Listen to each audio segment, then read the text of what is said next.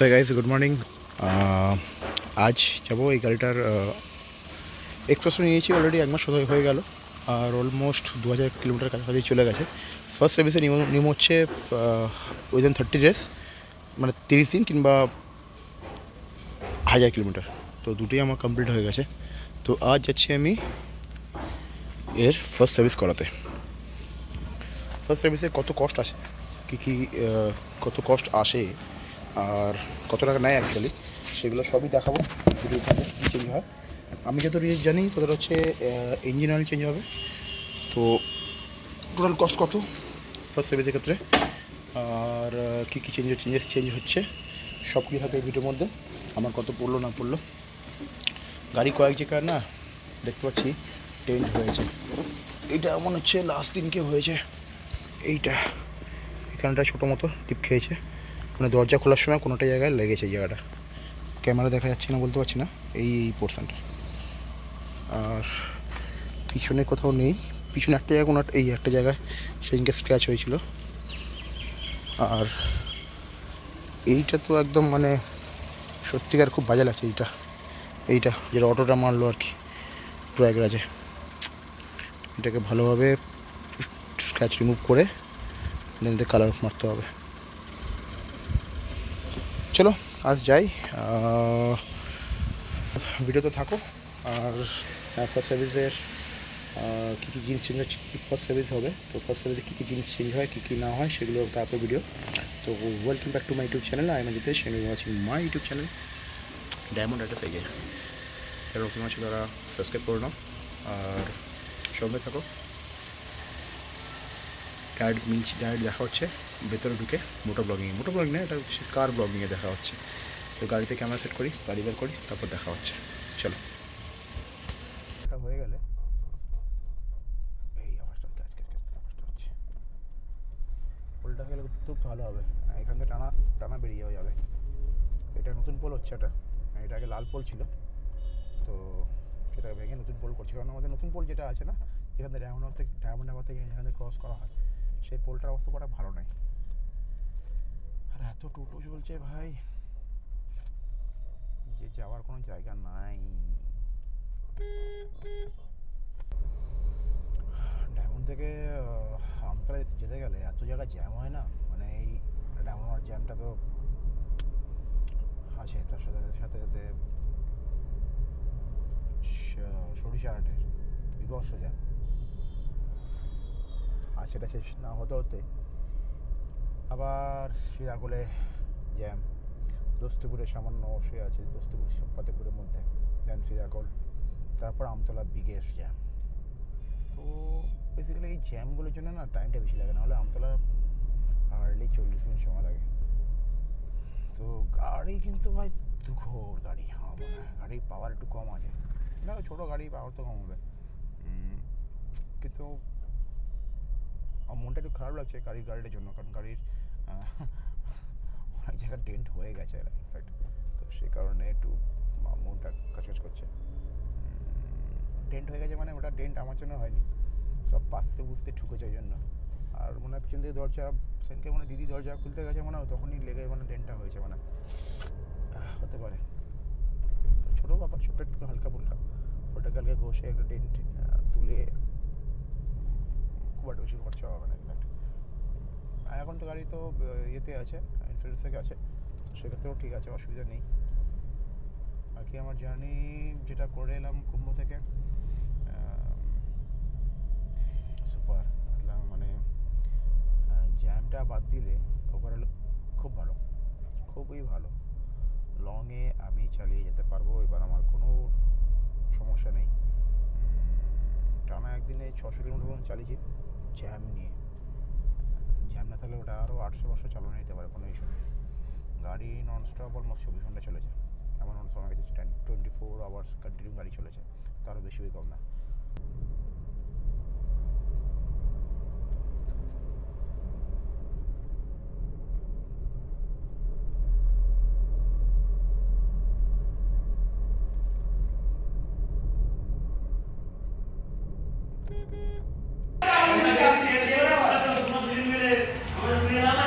আমি কম করতে চাই, তোর না ইয়ে করতে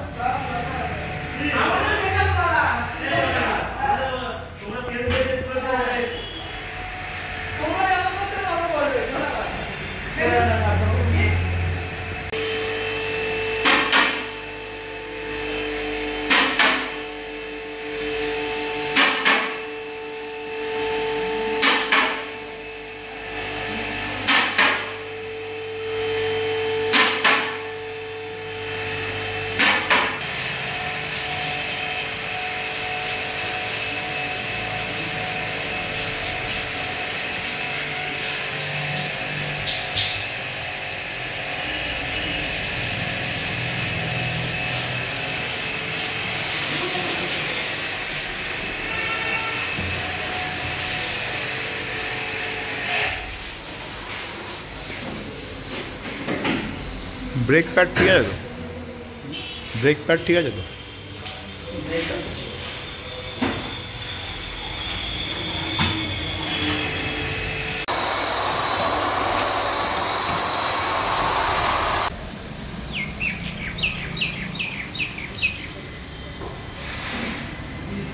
তো সার্ভিস কমপ্লিট হয়ে গেছে, আর সার্ভিস কমপ্লিট পরে এবার গাড়ি চাকা লাগছে, গাড়ি বের করবে। গাড়ি কত খরচা সেটা পরে বলছি, গাড়িটা এখন বের করে দিচ্ছে আমাকে।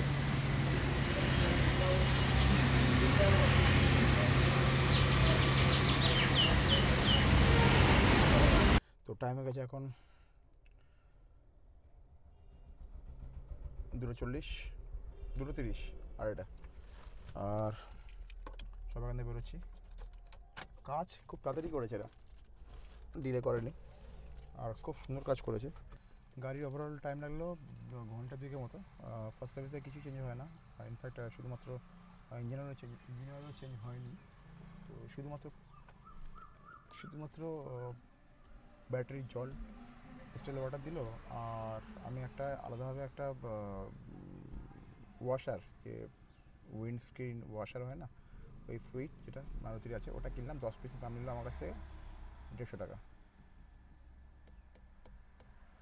150 টাকা ব্যাস, ওটাই। আর গাড়ির সামনে দুটো ব্রেক ক্যালিপার দুটো পরিষ্কার করে গ্রিসিং করে দিল, কারণ গাড়িতে যে ব্রেকিং সমস্যা ছিল না সেটা কিন্তু যখন ও চালালো তখন পেলো না কিন্তু, তো সে কারণে জাস্ট চেঞ্জ করে দিল। চেঞ্জ না, ওটাকে জাস্ট পরিষ্কার করে দিল। সাইন করতে হবে।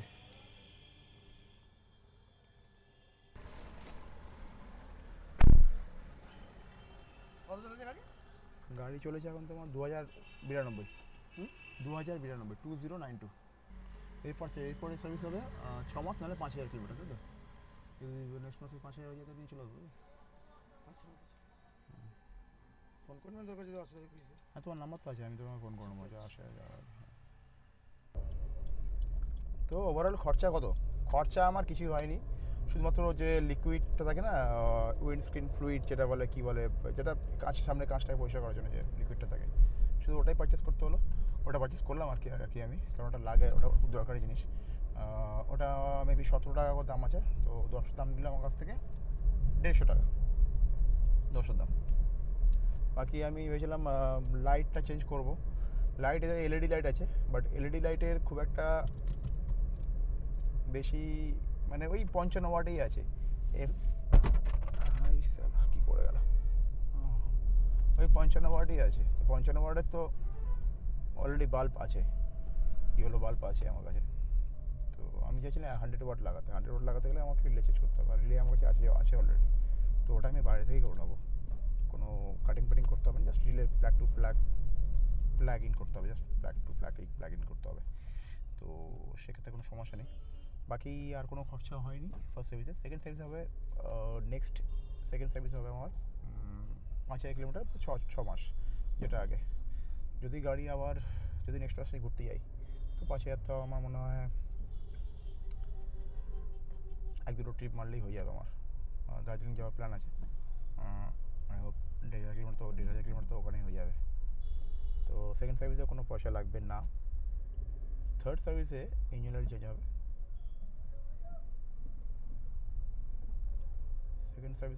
থার্ড সার্ভিসে ইঞ্জিন অয়েল চেঞ্জ হবে। এই ইঞ্জিন অয়েল হচ্ছে ফুল সিনথেটিক ইঞ্জিন অয়েল, 5W40, এই গ্রেড হচ্ছে 5W40। সেটা চালিয়ে দিই, গরম হচ্ছে খুব। 5W40 আছে এর গ্রেড, আর মেবি বললো 2.5 লিটারে একটু কম মনে লাগে, 2 লিটার 400-500 এরকম কিছু লিটার লাগে মোস্ট প্রবাবলি, 2.5 লিটারও লাগে না। তো ওই আর কি, জয় তারা।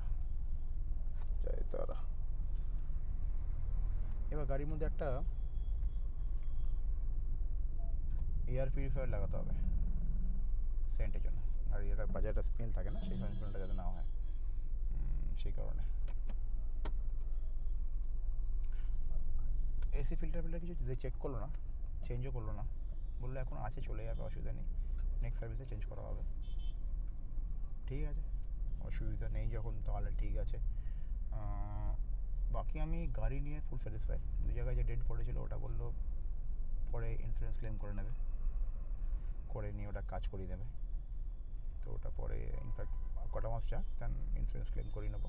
গাড়ির মাইলেজ वगैरह টপ লেভেলের, গাড়ির হ্যান্ডেলিংও টপ লেভেলের।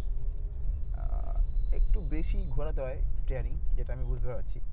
এটাতে স্টিয়ারিং ফিডব্যাক খুব একটা ভালো না, দেখো গাড়ি কোনো মুভ নেই।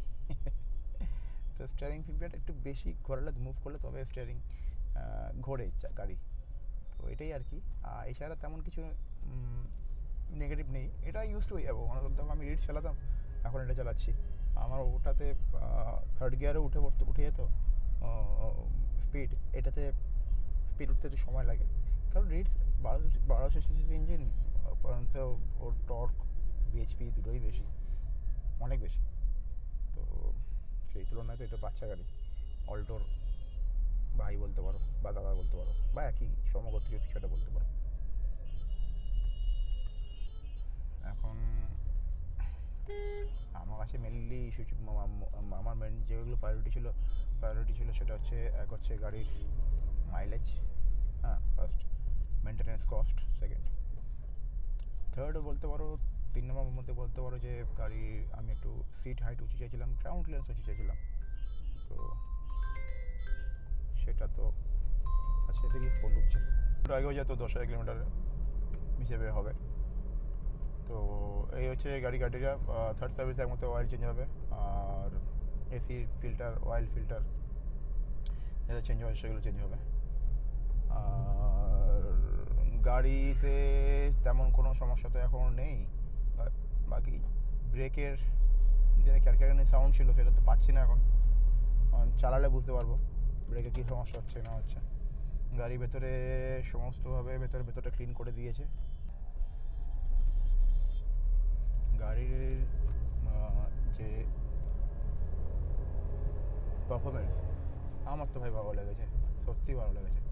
আমি না গিয়ার চেঞ্জ করা খুবই স্মুথ, আর সাথে হ্যান্ডেলিং ঠিকঠাকই আছে, খুব একটা খারাপ না। হ্যাঁ, একটু বেশি ঘোরাতে হয় আর কি, এইটাই আর কি। বাকি আমার গাড়ি মেন ক্রাইটেরিয়া ছিল গাড়িতে হাইট হবে, গাড়িতে আমি উঁচুয়ে বসবো, গাড়ির সিট বেশি হবে, গাড়ির গ্রাউন্ড ক্লিয়ারেন্স বেশি হবে, দরজা খুললে আমি নর্মালি জাস্ট মানে দাঁড়িয়ে বসতে পারবো, যেটাকে বলা হয়, বেশি নিচু হতে হবে না। তো সেগুলো আমার ক্রাইটেরিয়া ম্যাচ করছিল। সাথে আমার গাড়ির ভ্যালু ফর মানি হবে, ইনফ্যাক্ট এটা চাইছিলাম যে মাইলেজটাও ইম্পর্টেন্ট না, মাইলেজ আর মেনটেনেন্স দুটোই কমের মধ্যে। মারুতি এমনিতে মেনটেনেন্স বহুত কম, আর মাইলেজ তো মারুতিতে ভরে আছে। আর এর মধ্যে তো একদম মানে ঠুসে দেওয়া আছে এর মধ্যে। এসিতে তো আমি কুম্ভ থেকে ঘুরে এলাম, এসিতে আমার মাইলেজ দিয়েছে প্রায় 19+ মাইলেজ দিয়েছে টোটাল। আমরা তেল ভরেছি কুম্ভে, গাড়ি চলেছে ধরো অলমোস্ট 1900 কিলোমিটার। 1900 কিলোমিটারে আমার গাড়িতে তেল ভরেছি বলছি 1900 কিলোমিটার গাড়ি চলে 9,200 টাকা তেল ভরেছি। তো ওখানে একটু পেট্রোলের দাম কম আছে, ওখানটায়। বাকি এখানে একটু বেশি আছে ওয়েস্ট বেঙ্গলের তেল ভরা হয়েছে টোটাল প্রথম দিন 1,500 টাকা, লাস্ট হচ্ছে 2,000 টাকা তেল। 2,000 টাকা পুরো 2,000 টাকা তেল। 2,000 মানে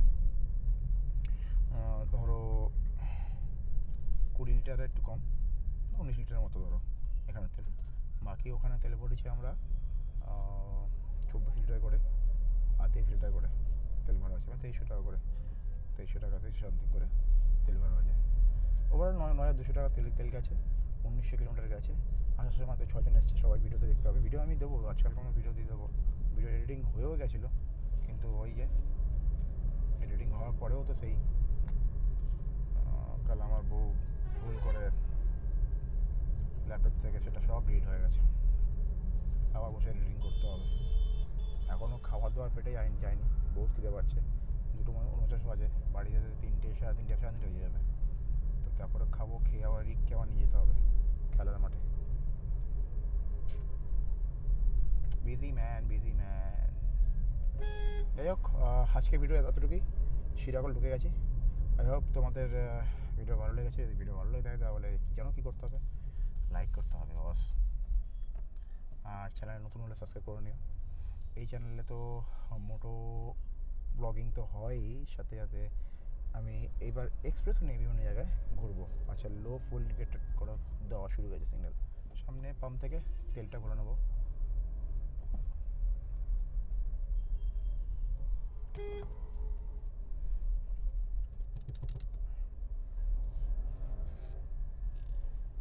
শ্রীনগর জ্যাম প্রচুর বাবা, এই দেখ। চলো দেখা হবে আবার অন্য কোনো দিন, অন্য কোনো ভিডিওতে। ততক্ষণের জন্য tata, bye bye, love you.